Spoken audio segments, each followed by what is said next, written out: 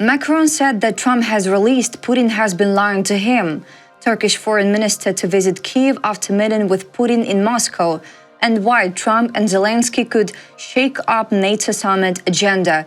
The latest news next.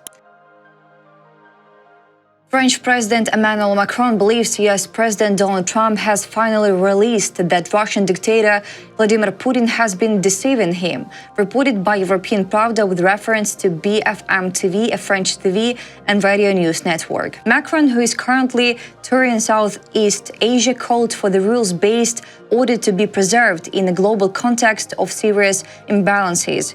He was addressing countries such as Vietnam and Indonesia, which have traditionally bought weapons from Moscow but are now looking for alternative suppliers. Macron emphasized that by waging war against Ukraine with the support of North Korean soldiers, Russia is destabilizing not just Europe but Asia as well. He also said that he thinks Trump has released that Putin has been deceiving him.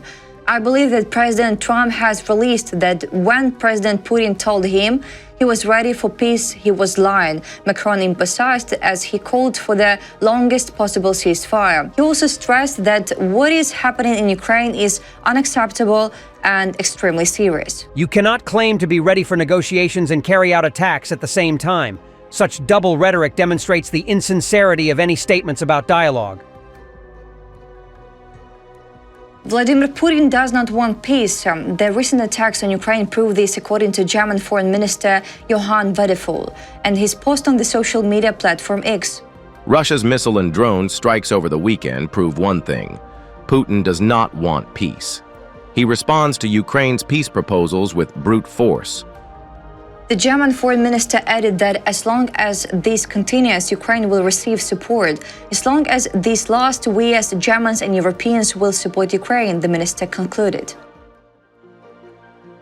Russian dictator Vladimir Putin and Turkish Foreign Minister Hakan Fidan met in Moscow to discuss efforts to end the war in Ukraine. In particular, further developments after the talks in Istanbul, Reuters reports. Hakan Fidan is on a two-day visit to Russia, where he met with Moscow's chief negotiator Vladimir Medinsky and plans to meet with Sergei Lavrov. In addition to Ukraine, the talks focused on bilateral economic and energy issues. The place and date of the next talks between Ukraine and Russia have not been agreed upon, but Turkey is ready to host them.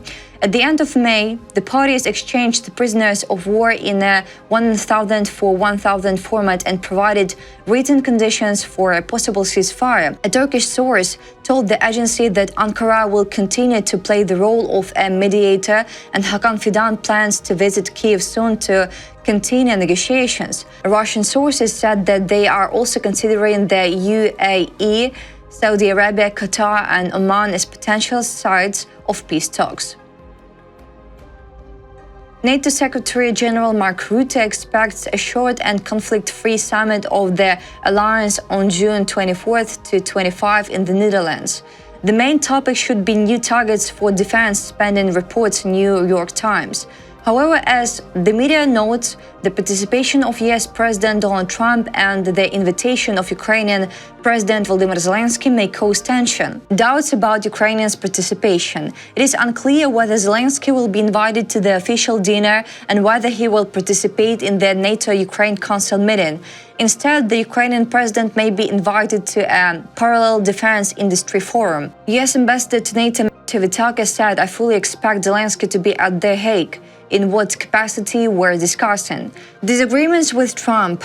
Trump opposes Ukraine's membership in NATO and is curtailing support for Kyiv while seeking to normalize relations with Russia. While US arms shipments continue, further funding from Congress is in question. The summit will be held against the backdrop of the US pullout from being the main guarantor of European security. A review of the US military presence on the continent is underway, which could lead to the withdrawal or redeployment of some of the 84,000 troops. The United States emphasizes that it will not allow a security vacuum, but calls on Europe to take responsibility more quickly. new targets for defense spending. The summit will propose replacing the previous target of 2% of GDP for defense with a new one, 3.5% for the armed forces and 1.5% for military-related expenses. The United States supports this goal. Currently, 23 out of 32 NATO countries are already meeting the current norm, but experts emphasize that much more is needed to compensate for possible US withdrawal. Background: NATO has grown stronger since the beginning of Russia's war against Ukraine, but no.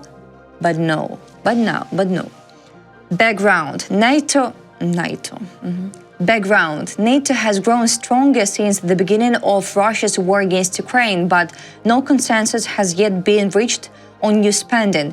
NATO Deputy Secretary General Radmila Shekerinsky emphasized, "This is our core goal. It is a huge deal, but it's not a done deal."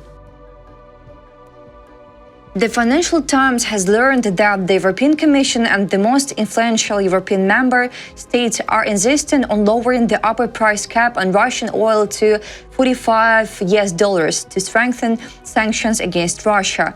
However, this idea has not yet convinced all 27 European member states and their G7 partners, reported by Financial Times. According to people familiar with early discussions on the 18th package of European sanctions, Brussels is seeking to take more substantial measures against Russia, particularly to lower the price cap on crude oil exports from $60 to $45 per barrel. At last week's meeting of G7 finance ministers, Canada proposed including clear wording on tightening oil price restrictions in the joint statement. The proposal was supported by the European and G7 members, France, Germany, Italy, and the United Kingdom.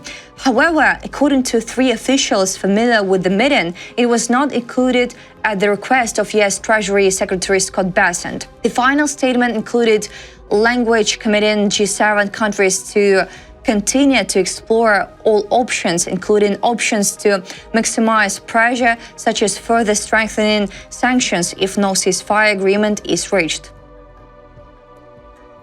That's all for today. Thanks for watching this video. Like and subscribe.